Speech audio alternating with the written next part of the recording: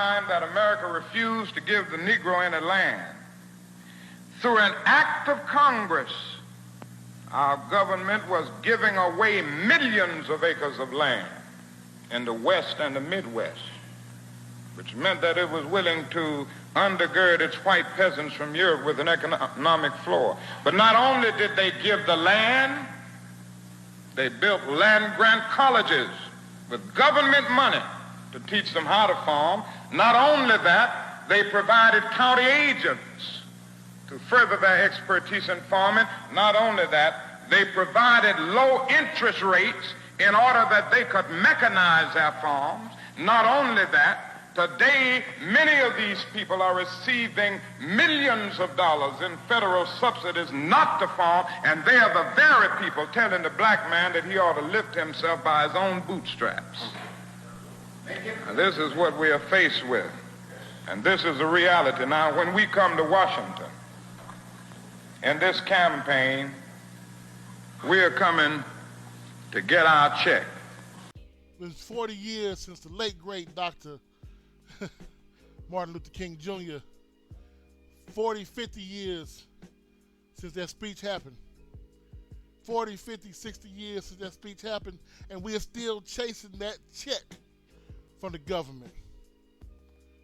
Those same land-grant schools he talked about that are out west for PWIs are now multi-billion-dollar institutions.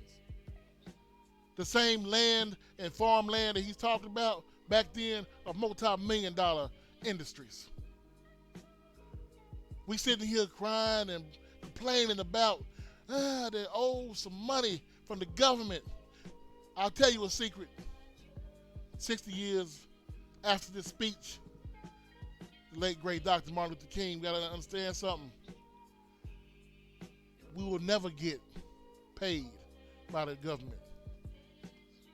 We gotta understand that no matter how much we cry, moan, complain, bitch, we will never get paid by the U.S. government. Even HBCUs talking about the money that they are owed by the states. If the state gives you a penny of what they owe you, they're going to tell you how to use that penny to get back in their coffers.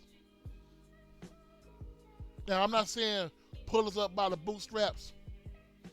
Hell, if you honestly want to think about it, the late, great Dr. Martin Luther King Jr., his whole thing everybody remembers about him really right now is the Free at Last speech about little white kids, white girls and black girls holding hands. We need to understand something. The civil rights movement did not start because of it was the right thing to do. It did not start because it was about damn time. The civil rights movement started because of media, not social media. Videos and pictures. People like Emmett Till, Medgar Evers. People like that started that movement. America couldn't stand on its high horse and say, you can't be killing the Jewish people to Germany while they're killing the black people over here in Mississippi. That's what happened. That's the civil rights movement.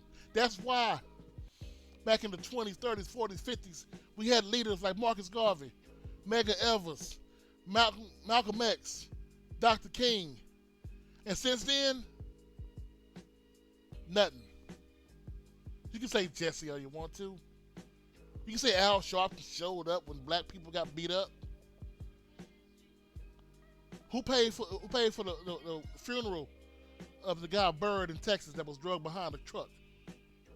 Dennis Rodman. Since Dr. King left, we've had a bunch of substitute teachers. We had nobody really to galvanize us who can help us move forward. Yeah, you can say Barack. He had a chance. He had a chance to have black people voting against their conscience. People talking about change. Change. What changed? The color of the skin is all that changed. And we're sitting here 50, 60 years later asking the same question. Are they going to do reparations? The government decided to do something else. They waited us out. They could have did reparations back in the 20s, 30s, 40s. Some of those people alive were still slaves. Could have given them land and money. And they could have did it in the 60s and 70s. Some of their grandparents were slaves. No.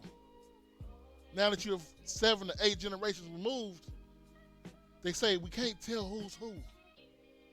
It's not good for us to get reparations like it did the Japanese back in the 90s, putting in internment camps. The government would never pay an HBCU. Government would never pay a black person for slavery. Get it through your heads. Only time Democrats bring it up is when they want to get reelected. I'll be honest about this. Every time I see an election pop up, I know we're going to give you free money. That's how they've been keeping us down up on the ground for years. Both parties. We fell for the whole welfare scheme. Hey, we'll give you free housing. We'll give you free food. We may even give you free health care. Just keep your man out the house. Raise a generation of people without a strong man in their life. Raise a generation of women we can abuse later on. Media has started this civil rights movement by showing the faces of Emmett Till and the stuff going on in LA in the 60s and 70s. 50s and 60s, actually. It's being used right now over in Israel and Palestine to show both sides of an argument, making people second guess their beliefs. At the same time, right now, it's being used in America, as one rapper from Atlanta once said, a bunch of white boys on TikTok having these pages, For You pages, Instagram For You pages, promoting what they believe a black man should be in hip hop. What they believe you should look like and act like and sound like. We don't have our own culture. We don't own our culture. How the hell you think they're going to pay us? Think about this. You don't own what you are known for, and yet you want them to pay your school. Ask Tennessee State how that worked out. We give you some money, but you got to use the way we say use it. You can't change it a different dime.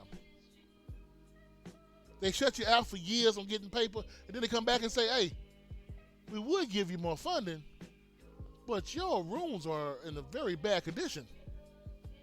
Why is that? America will never pay HBCUs. So Dr. King said in a famous speech, free at last. Yeah. All that slavery stuff has been free. America got a good free check from that. They will never pay us for what they owe us. It will never happen. I'm not saying pull up by our bootstraps. I'm saying we got to come to the realization that money is gone. That wealth is gone. Once we realize that that's never coming back, that America is going to act like they don't owe you a damn thing, then we'll be better. You can't tell me other races can start a school from scratch and be voted the best school in Texas in 12 years. And we had schools since the 1800s. Think about that. See how free you are at last.